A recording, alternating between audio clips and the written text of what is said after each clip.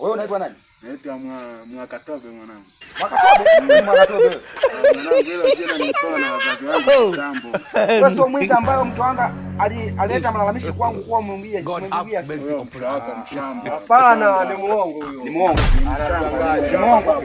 Niwapige makofi. Wewe ni muongo? Hapana bosi. Ni muongo? Hapana bosi. Unaita simu auleti? Simu. Unaita simu auleti? Unaita simu auleti? Hata bosi. Chapu, unaita simu auleti?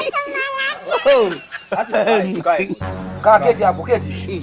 Tukae basi. Yeye mnashindwa kufanya kazi tu kuibia watu simu. Tukae basi. Fanya kazi ya ile ambayo inakuletea manufaa, sio kuiba. Unakuja kuchoma moto mdogo wangu. Sawa bosi. Simu leta simu. Aha. Sasa unasikia? Dogo yule ambaye amekimbia yule ndo alimpola mke wako, kusema ukweli yani. Ndo alimpola simu. Ndo alimpola yeye. Ndo alimpola mke wako ile dogo.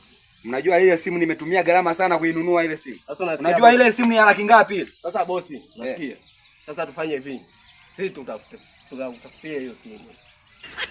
Unajua gharama yake? Inapatikana hiyo. Unajua gharama yake? Sisi bwana, hatuwezi tukajua venye ununua.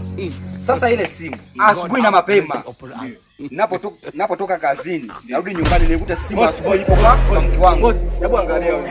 Angalia.